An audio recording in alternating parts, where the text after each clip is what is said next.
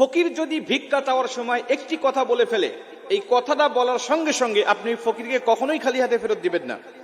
যদি তারা ভিক্ষা চাওয়ার সময় কথাটা কোনোভাবে বলে ফেলে, আপনি তাকে অবশ্যই কিছু দিবেন যদি আপনার সামর্থ্য থাকে। তাকে না দিয়ে আপনি কখনো বিরত থাকবেন না।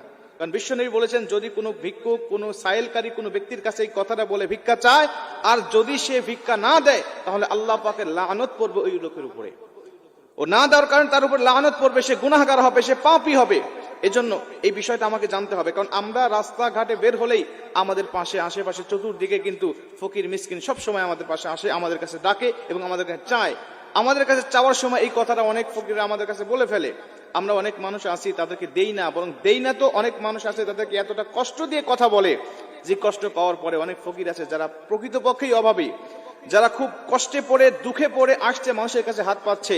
এদের কাছে যখন কোনো মানুষ গালমন্দ করে কোনো কথা বলে, তারা দু চোখ দিয়ে শুধু পানি